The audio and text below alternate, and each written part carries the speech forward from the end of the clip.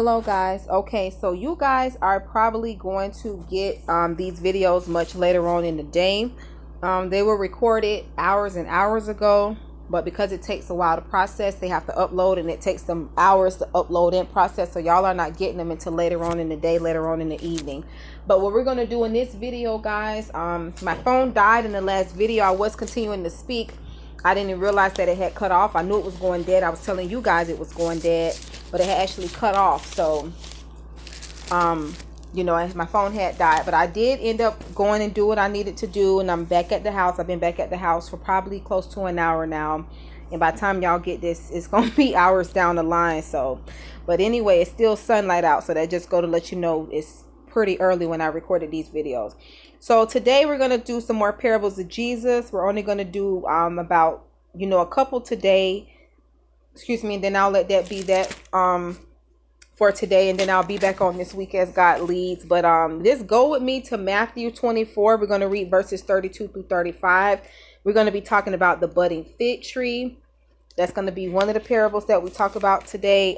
We are going to be, you guys know, this month in May, I'm recording videos as God leads, giving y'all topics. But our theme for this month, we're talking about the parables and sayings of Jesus, the teachings of Jesus. Check out our other videos on the May playlist, the 2020 playlist if you missed it. Also, you can check out our other videos like Vision Focus series and other parables and other places in the Bible where we've read the sayings of Jesus. And we're looking more in depth at the disciples, apostles. So, you know, we're looking more in depth at that. So I wrote, bear with me a second, guys, because I wrote Matthew 24, 32 through 35. And in its full context, Matthew, we have read it in its full context, but it's talking about the signs of the end of the age, the day and hour unknown, if you want to read it in its full context. But I want to just read, like I said, verses 32 through 35. It says, actually, let me go up to 30. Let's read 30 through 35, just so you guys can get a little bit more context, of meat on it. So at that time, the sign of the Son of Man will appear in the sky, and all the nations of the earth will mourn. They will see the Son of Man coming on the clouds of the sky with power and great glory. And he will send his angels with a loud trumpet call, and they will gather his elect from the four winds, from one end of the heavens to the other. Now learn this lesson. Now we're on verse 32 going to 35. Now learn this lesson from the fig tree. As soon as its twigs get tender and its leaves come out, you know that summer is near.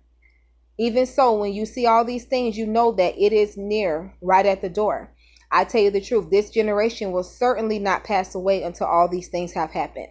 Heaven and earth will pass away, but my words will never pass away. There's also another parable with him talking about the tree dried up because it wasn't producing fruit. We did read that, but that's like something else. But this was for this 30 through 35, talking about signs of the end of the age. This is related more to the end of the age in the, you know, that time. We have read this and studied this in many videos before, but you taking notes, Matthew 24, 30. You can put 32 through 35, but we read 30 through 35. And we're just going to read one more, guys. We're going to talk about the faithful versus the wicked servant. And that's going to be like verses 45 through 51. I actually want to read, let's actually read I said 45 through 51, but let's read 40 through 51. So if you take your notes, just put, you could just put that, because I'm probably, like I said, today, I'm probably not putting too much in the description box, guys. I'm not putting nothing in the description box. So 40 through 51. And like I said, you can go back and read it, talking about the day and hour unknown. You know, I think what I actually will do, I'm going to just read 36 through 51. How about that? I'm just going to read 36 through 51. I hope y'all okay. I don't mean to keep changing it. Y'all know I love the word. Originally, I had just read 45 through 51, but why not read the day and hour unknown? I know we read it before, but, you know, why not just read it? Since we're already here, we can just flip back a page. So, no one knows about the day or hour, not even the angels in heaven nor the Son, but only the Father.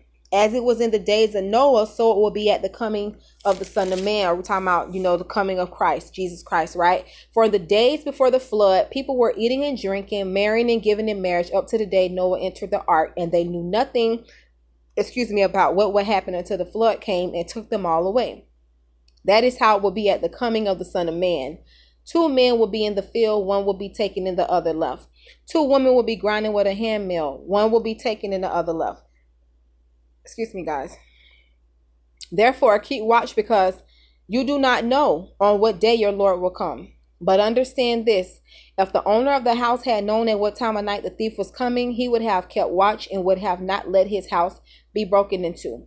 So you also must be ready, because the Son of Man will come at an hour when you do not expect him. Who then is the faithful and wise servant? See, this is what we're talking about, the faithful versus the wicked servant, right? Who then is the faithful and wise servant whom the master has put in charge of the servants in his household to give them their food at the proper time? It will be good for that servant whose master finds him doing so when he returns. Somebody say that with me. Returns.